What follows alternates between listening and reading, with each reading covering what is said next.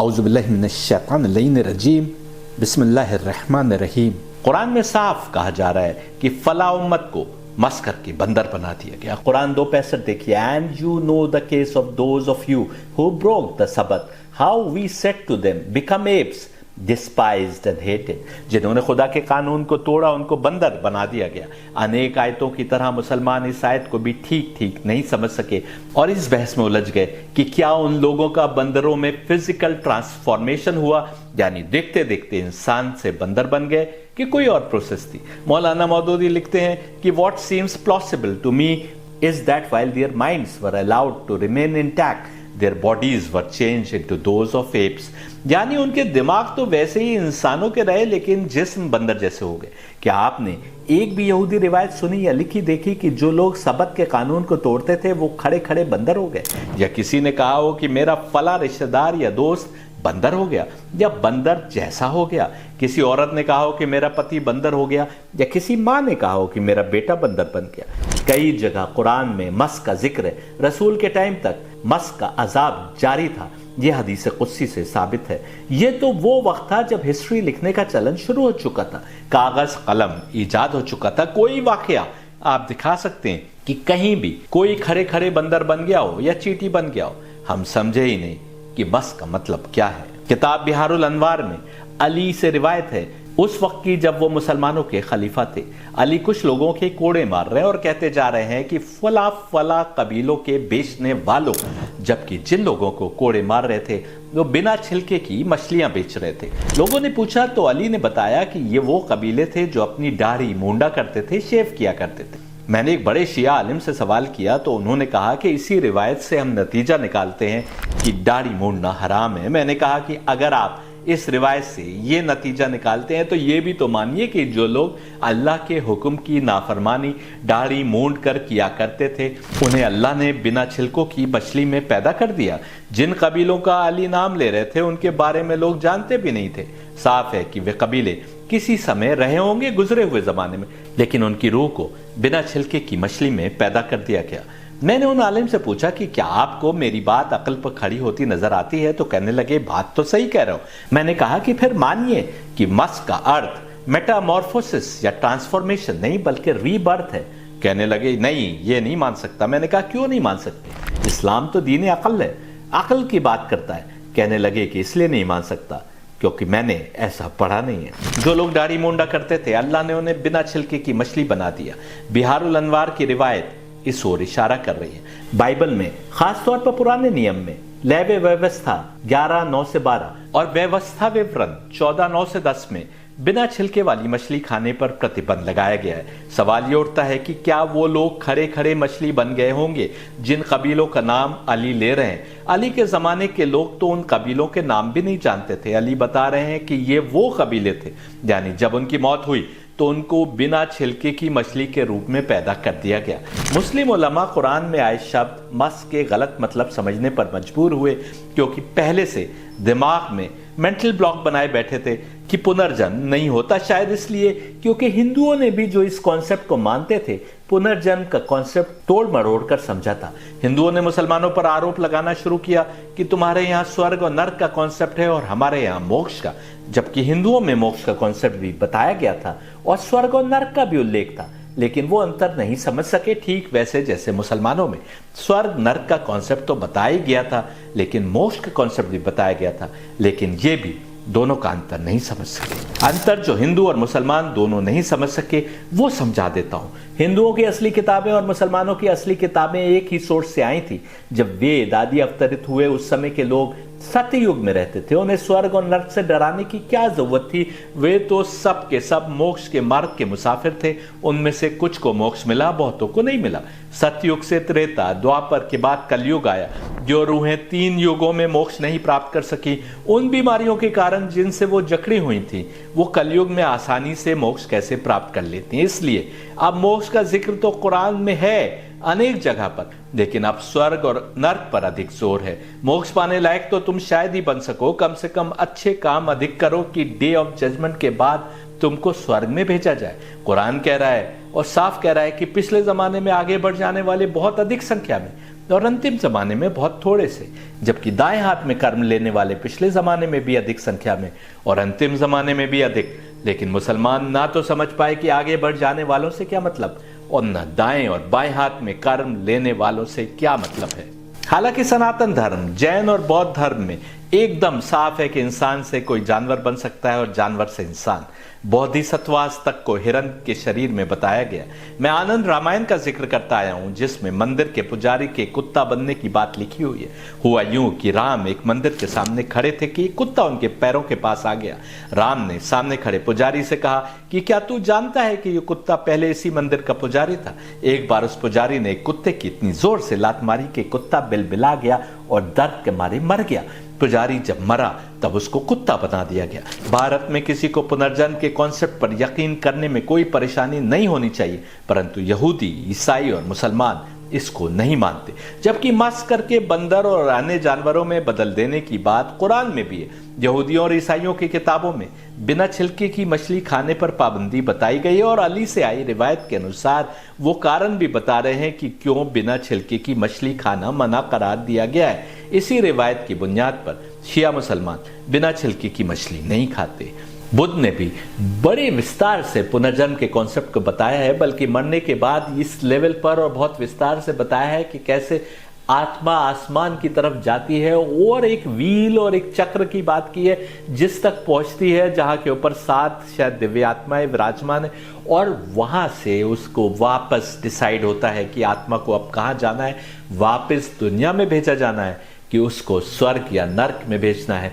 जो आगे बढ़ जाने वाली आत्माएं हैं, जिन्होंने निजात पाली, मोक्ष पा लिया, उनको स्वर्ग के आला तरीन मकाम पर पहुंचा दिया जाता है। जो फेल हो गई, यानी जिन्होंने अपने वक्त के अवतार या पैगंबरों को डिनाई किया या उनसे युद्ध पर आ गए या अपनी आत्मा को इस पस्ती में गिरा दिया कि अब उनकी तरफ हिदायत नहीं पहुंच सकती, उनको भी निकाल लिया जाता है। और जो रूहें ना तो इस सिरे पहुंची ना उस सिरे, उनको वापस दुनिया में भेज दिया जाता है कि अभी तो तुम निकलने लायक नहीं बने, ना आगे बढ़कर और ना बहुत ही नीचे गड्ढे में जाकर। दोनों तरीके से निकल सकते हो, लेकिन तुम्हारी बेहतरी इसमें है कि आगे बढ़ जाने वालों में बन जाओ, ताकि जिस्म से रूह निकलने के बाद उसको तुरंत आसमान पर, स्वर्ग में सबसे बेहतरीन मकाम पर पहुंचा दिया जाए। कुरान में मस का लफ्ज इस्तेमाल किया गया तो हमने उसको ऐसे समझा कि जैसे खड़े खड़े कोई इंसान से कुत्ता बन गया। ये तो हमारी समझ की गलती थी, ना कि कुरान की। ये समझ से परे है कि इंडियन सब कॉन्टिनेंट में पुनर्जन्म का कॉन्सेप्ट इतनी शिद्दत से होने के बावजूद मुसलमानों ने मस के शब्द का रीबर्थ अनुवाद न करके मेटामॉर्फोसिस किया। मुसलमान उलमा ये मानने को बिल्कुल तैयार नहीं थे कि एक जिस्म छोड़ने के बाद रूह दूसरे जिस्म में जा सकती है, जबकि बरज़ख का कॉन्सेप्ट माने बैठे थे और आखिरी जमाने में रूहों के फिर से लौटने में भी यकीन रखते थे। मजे की बात देखिए, भारतवर्ष में फले फूले धर्मों में पुनर्जन्म का कॉन्सेप्ट फैला और अरब और इराक में फैले यहूदी, ईसाई और मुस्लिम धर्म में, अब्राहमिक रिलीजन्स में स्वर्ग और नर्क के कॉन्सेप्ट को प्रधानता मिली। जबकि स्वर्ग और नर्क की बात यहाँ भी हो रही थी और सेल्वेशन की बात वहां भी हो रही है। जुल्मत यानी तमस ने सत्य मार्ग की समझ से बहकाया यहाँ भी और वहां भी। अनेक राजों की तरह ये राज भी आखिरी जमाने में ही खुलना था कि दोनों जगह एकदम एक ही कॉन्सेप्ट बताया जा रहा है और हमने समझने में गलती की है। सवाल जो पूछा गया था वो ये कि यदि पुनर्जन्म होता है तो फिर रूह को इसाले सवाब पहुंचाने का क्या कारण। रूह को तो जिस्म चाहिए अपनी तवानाई के लिए, एनर्जी के लिए, वो भले ही दुनिया में रहे या स्वर्ग और नर्क में। आप इसको पुनर्जन्म कहें या कुछ और, हकीकत यह है कि हम में से किसी को भी नहीं पता कि जिस्म से रूह के निकलने के बाद हमारे किसी अपने का क्या हुआ और उसकी आत्मा अब कहाँ है। हकीकत तो यह है कि अगर हमारे किसी अपने की रूह ने मोक्ष यानी निजात यानी सैल्वेशन नहीं पाया, तब तो और ज्यादा जरूरत हो जाती है कि हम उसके लिए इसाले सवाब पहुंचाएं, श्राद्ध के माध्यम से उसकी आत्मा तक कुछ बेहतरी पहुंचाएं। आपने देखा होगा कि कई बार हमारी जिंदगी में अचानक बदलाव आते हैं। हम कहते हैं कि हमारी किस्मत अचानक खुल गई। मुमकिन है कि कहीं पर किसी ने हमारी आत्मा के लिए दुआ की हो, तो हो सकता है कि हमारी रूह की जो बीमारियां हैं, जो गुनाह हैं, जिनके सबब हम परेशानियों में गलता हैं, वो कुछ कम हो गए हों। जो लोग ये मानते हैं कि पुनर्जन्म नहीं होता, وہ یہ بھی مانتے ہیں کہ روحیں ابھی جنت میں نہیں بلکہ برزخ میں، اسی دنیا میں ہے، تو کیا صرف روح کی شکل میں؟ قرآن سے ثابت ہے کہ روح کو اپنی سسٹیننس کے لیے غذا یعنی فوڈ کی ضرورت ہے۔ قرآن 2:154 "And say not of those who die in God's cause, they are dead, nay, they are alive, but you perceive not"، اور قرآن 3:169 "Never think of those who are killed in God's path as dead, nay, they are alive, their sustenance is from their Lord"۔ مسلم علماء اس بحث میں پڑ گئے کہ روح کو غذا کیسے ملے گی، فوڈ کیسے ملے گا۔ روحانی غذا کی بات کرنے لگ گئے۔ سامنے کی بات تھی کہ سسٹیننس کے لیے غذا یعنی فوڈ ضروری ہے، اور غذا یعنی فوڈ پانے کے لیے ضروری ہے کہ کوئی جسم ہو۔ قرآن کی آیت کو اس روشنی میں دیکھیے، جو اللہ کی یاد میں شہید ہوئے ان کو مرا ہوا نہ سمجھو بلکہ وہ زندہ ہیں اور ہماری جانب سے فوڈ یعنی سسٹیننس پاتے ہیں۔ محمد کو شک تھوڑی تھا، بلکہ عام لوگ پوچھا کرتے تھے کہ جو اللہ کی راہ پر رہتے ہوئے مر گئے وہ زندہ کیسے ہیں، کیونکہ روح کو انرجی کے لیے جسم چاہیے جو جسم کے مادھیم سے ملے، فوڈ سے ملتی ہے۔ سمجھیے، روح کو انرجی کے لیے فوڈ اور فوڈ کے لیے جسم چاہیے، بھلے ہی چیٹی کا جسم کیوں نہ ہو۔ قرآن کہہ رہا ہے کہ جو شہید ہوئے انہیں فوڈ ہماری اور سے ملے گا۔ کنورسلی اسپیکنگ، آپ جسم کو فوڈ دینا بند کر دیجئے۔ آپ بتائیے، روح جسم میں رہے گی کہ نکل جائے گی؟ ابھی اللہ کی طرف سے موت کا وقت نہیں آیا اور آپ نے جسم کو فوڈ پہنچانا بند کر دیا، یعنی خودکشی کی ٹھانی، تب بھی روح جسم چھوڑ کر نکل جائے گی، کیونکہ اسے سسٹیننس کے لیے انرجی چاہیے اور انرجی کے لیے فوڈ چاہیے اور فوڈ کے لیے جسم چاہیے۔ یہاں بھی مسلم علماء ناپ شناپ ٹرانسلیشن کرنے لگتے ہیں، بس یہ نہیں سمجھنا چاہتے کہ جسم چاہیے ہی چاہیے روح کو۔ مسلم روایتوں کے حساب سے قیامت کے دن ایک ایک قبر سے 70 افراد نکلیں گے، یعنی سب کے سب جسم کے ساتھ ہوں گے، ہاتھ گواہی دیں گے، پیر گواہی دیں گے، چہرہ گواہی دے گا، یعنی جسم ہوگا۔ جنت میں بھی جسم چاہیے ہوگا، تبھی قرآن کی آیتیں جنت میں دودھ کی نہریں، پھلوں اور بہترین شراب کی بات کر رہی ہیں، اور جہنم میں بھی کھولتا ہوا پانی پینے اور پیپ آدی پلانے کی بات ہو رہی ہے، یعنی جسم ہوگا۔ جنت کے مزے جسم کے بنا نہیں مل سکتے اور دوزخ کی سختیاں جسم کے بنا نہیں مل سکتی۔ جنت میں بھی آدم کو غذا چاہیے تھی، تب تو پیڑ کے نزدیک گئے، پھر آپ نے کیسے سمجھ لیا کہ برزخ میں جسم نہیں ہوگا؟ اپنے مینٹل بلاک کے کارن انیک لوگ ماننے کو تیار نہیں کہ ہمارے جسم سے نکلنے پر روح کو جسم چاہیے ہی چاہیے، چاہے دنیا میں روح رہے تو آپ اس کو برزخ کا نام دے، یا نکل جائے تو قرآن گواہی دے کہ ان کو اب اللہ کی جانب سے غذا ملے گی، یعنی جسم ابھی بھی ان کے پاس ہوگا۔ یہی لوگ آگے بڑھ جانے والے یعنی نجات یافتہ افراد ہوں گے جن کی بات قرآن کا سورہ واقعہ کر رہا ہے۔ اپنی بات سمجھنے کے لیے ہم کو قرآن کی دلیل تو ماننی پڑے گی نا۔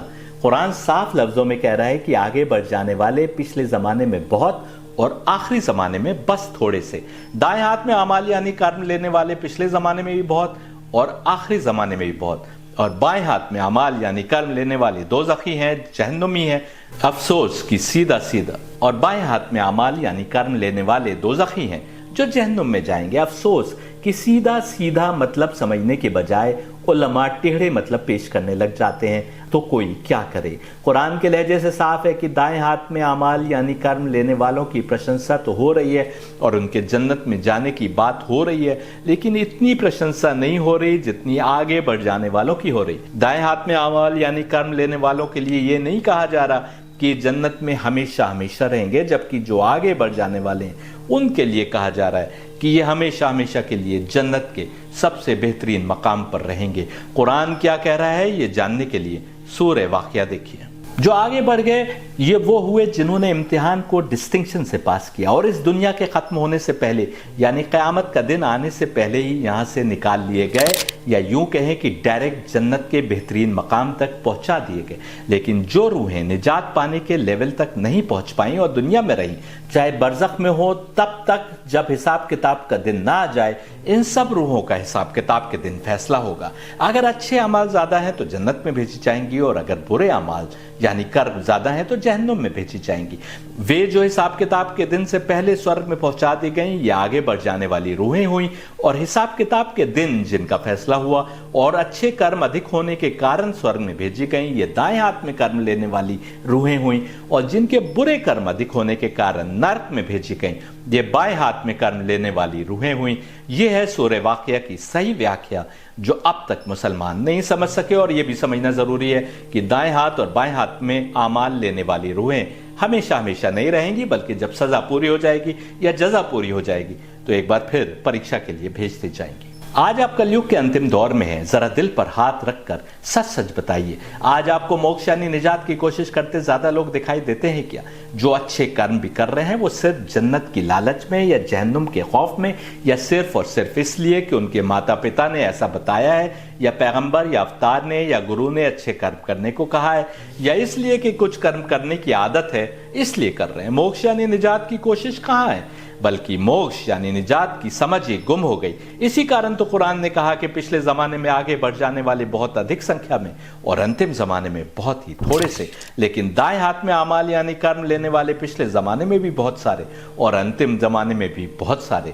ہندوؤں کی سمجھ سے بھی یہ ثابت ہے کہ پچھلے زمانے میں یعنی ستیگ میں اچھے کرم کرنے والی بہت ادھک سنکھیا میں آتمائیں تھیں، اور انتم زمانے میں یعنی کلیگ میں جب پاپ کی ماترا بہت ادھک بڑھ گئی ہو، ان بیماریوں کے کارن جو دنیا میں رہتے ہوئے آتما نے پکڑ لی اور جکڑ گئی، موکش یعنی نجات یعنی سیلویشن کی کوشش کرتے کتنے لوگ آپ کو نظر آتے ہیں؟ اگر ہمارے محترم طارق عبداللہ صاحب آگے بڑھ جانے والوں کے لیے الگ ہی معنی پہنا دیں اور اس کو کسی ٹائم پیریڈ سے جوڑ دیں تو آپ کیا کر سکتے ہیں؟ طارق عبداللہ صاحب کو مجھ سے زیادہ لوگ سنتے ہیں۔ میں نے 2-3 سال پہلے بڑی کوشش کی کہ ان سے ملنے کا ٹائم ملے تو ان سے مل کر بات چیت بھی کروں اور انہیں اپنی کتابیں بھی بھیٹ کروں، لیکن ان کے اسسٹنٹ نے کہا کہ پہلے مجھے سمجھائیے کہ کیا بات کریں گے، تب آپ کی میٹنگ کراؤں گا۔